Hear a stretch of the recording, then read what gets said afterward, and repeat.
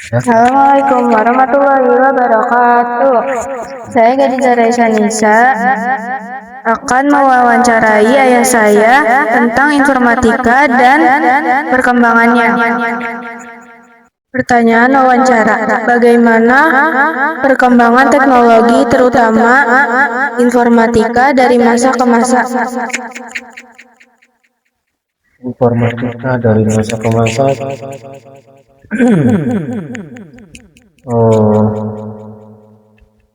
Informatika menyesuaikan dengan kebutuhan manusia.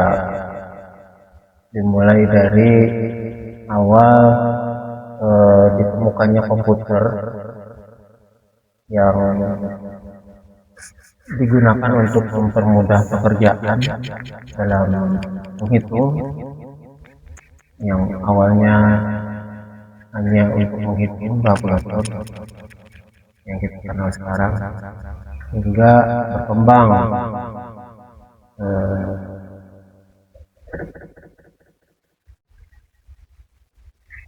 berkolaborasi dengan perangkat lain yang tadinya cuma hanya menghitung manual.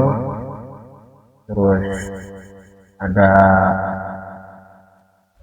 penambahan mesin mekanik zaman era industri, terus perubahan masa perang dunia ke-1, perang dunia kedua. Komputer mulai digunakan sebagai alat komunikasi yang tadinya cuma untuk menghitung, digunakan juga untuk berkomunikasi, ya. Hingga saat ini komputer yang tadinya cuma menghitung, tidak ada layarnya, terus sekarang ada layarnya, ya. Digunakan untuk kebutuhan dunia hiburan, ya, jadi televisi, kemudian hingga sekarang sampai internet, ya, berkomunikasi, ada visualisasinya, ya. Sehingga kita bisa menggunakannya untuk transaksi ekonomi, juga perbankan, ya, transaksi hiburan juga, adanya game, adanya ya. Hingga penelitian-penelitian atau penemuan-penemuan yang dikasih melalui tampilan layar, ya. Nah, jadi dari masa ke masa perkembangan informatika itu tidak terlepas dengan teknologi komputer itu sendiri. Jadi informatika itu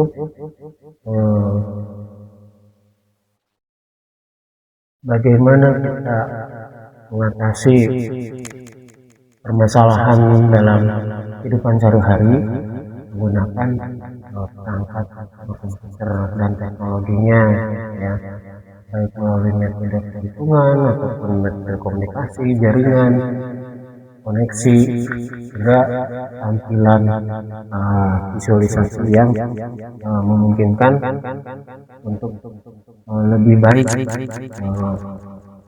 memvisualisasikan suatu permasalahan ataupun penyelesaian masalahnya di kehidupan sehari-hari. Yang kedua, sebutkan dan berikan 3 contoh dampak positif dari perkembangan. Tentu saja, yang namanya teknologi itu seperti pisau bermata dua, ya. Ada sisi positifnya, ada sisi negatifnya, tergantung orang yang menggunakan teknologinya, ya.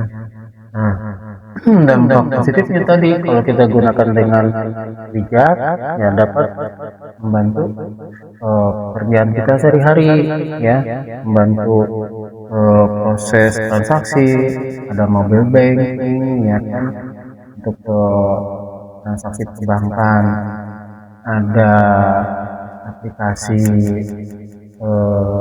Zoom meeting untuk komunikasi rapat, ya kan, ada aplikasi browsing, ya, kalau kita mau mencari informasi baik itu berita ataupun mencari literatur, buku juga kan sekarang nggak susah ya.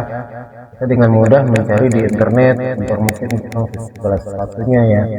Kalau kita ingin lebih jelasnya secara tutorial, kita bisa buka YouTube ya, cara menggunakan sesuatu atau cara memahami suatu perangkat ataupun mempraktekannya ya. Nah, itu sisi positifnya. Nah, sisi negatifnya, ketika kita menggunakan teknologi informatika ya dalam hal negatif, contohnya kejahatan, misalkan pembobolan bank, ya kan, kayak ya, virus ya, atau suatu memasuki suatu sistem yang kita tidak diperbolehkan, tapi kita coba dengan paksa masuk suatu sistem website tersebut. Nah, itu kan sudah pelanggaran ya. Nah, itu dari sisi keamanan. Nah, dari sisi media sosial juga sekarang kan adanya internet, teknologi informasi memudahkan kita berkomunikasi, tapi ketika kita menyalahgunakannya dijadikan sebagai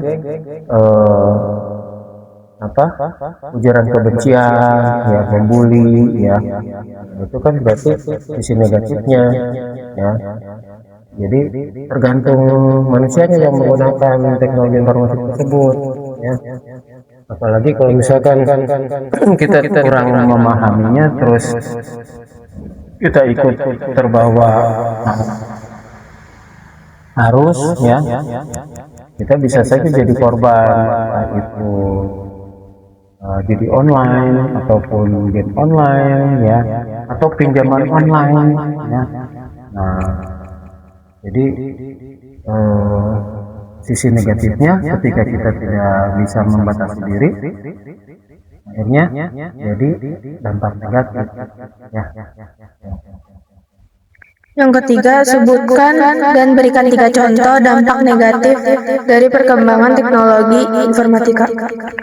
Ya tadi salah satunya judi online ya, terus pinjaman online ya, itu lebih banyak negatifnya ternyata kan, belum lagi penyebaran virus ya, terus penerobosan situs ya, pembobolan situs, terus nah ada lagi penyebaran konten-konten yang tidak senonoh ya, yang pornografi gitu kan. Jadi merusak perilaku generasi berikutnya gitu ya. Anak-anak sekarang kan yang harus dibatasi penggunaannya ya. Kalau misalkan terlalu sering ya, kemungkinan akan tiba-tiba muncul iklan-iklan yang tidak senonoh karena terlalu banyak, terlalu lama makanya ya harus dibatasi. Nah, itu. Yang keempat, bagaimana cara agar kita tidak terkena dampak negatif perkembangan teknologi informatika? Ya, jadi penggunaan teknologi dalam hal ini gadget ya, anak-anak pada pegang gadget ya, tiap hari itu harus dibatasi ya. Mungkin orang tua juga gitu ya, sama-sama saling mengkontrol dan juga kita komitmen aja. Anak-anak kan masih usia sekolah, dijatah seharinya maksimal 2 jam penggunaan gadget ya. Selebihnya karena besok harus mempersiapkan lagi sekolah, jangan lupa untuk tugas sekolahnya ya. Kalau hari libur, mungkin agak lebih banyak waktu bermainnya ya. Tapi dalam hal ini tetap diusahakan interaksi dengan teman-teman, dengan lingkungan itu lebih banyak ya. Jadi jangan terlalu ketergantungan sama gadget. Nah, jadi anak-anak diharapkan itu dengan kegiatan lingkungannya, entah itu bermain, olahraga di lingkungan sekitarnya, atau ke tempat ibadah, misalkan pergi sholat bersama orang tuanya, masjid kan, kalau pagi subuh ataupun sore maghrib kan. Atau misalkan ikut ke ladang kebun, cara menanam, cara memetik, atau berternak gitu. Jadi terlihat ada interaksi dengan lingkungannya, dengan alam sekitarnya. Itu kan lebih banyak interaksi anak dengan lingkungan yang nanti akan secara alami berkurang bergantungan dengan gadgetnya. Itu cara mengatasinya. Ya. Di samping itu ya bermain lebih mengasihkan ternyata dan lebih banyak aktivitas bergerak lebih sehat ya. Meskipun pengemahaman pengetahuan dapat informasi ini lebih bagus dari gadget, tapi dalam hal interaksi komunikasi maupun pergerakan ya aktivitas itu lebih baik bersama teman-teman, bisa bermain, lihatkan bersepeda, naik apa jogging sambil olahraga gitu ya, ataupun kegiatan yang lainnya ya. Yang kelima, bagaimana cara dan etika apa yang terasa kita lakukan agar perkembangan teknologi informatika bermanfaat positif terhadap kita. Ya, khususnya kalau buat anak sekolah, perkembangan teknologi informasi itu kan terasa sekali bermanfaat dalam hal mencari informasi materi pelajaran, misalkan pelajaran IPA, ingin mengetahui bagaimana siklus tumbuhan, bagaimana siklus hewan, misalkan siklus kodok, gimana sih kok bisa jadi kodok, perkembangannya seperti apa dari telurnya sampai ke dewasa seperti apa gitu kan. Kemudian siklus kupu-kupu itu dari mana jadi kupu-kupu, atau nyamuk kok banyak sekali nyamuk nih, nah gimana siklus nyamuk itu ya. Nah banyak pemahaman-pemahaman yang mungkin tidak bisa disampaikan di sekolah secara menyeluruh ya. Nah teman-teman bisa memahaminya secara detail baik dalam literatur ataupun video simulasi di YouTube ya. Terima kasih. Wassalamualaikum warahmatullahi wabarakatuh.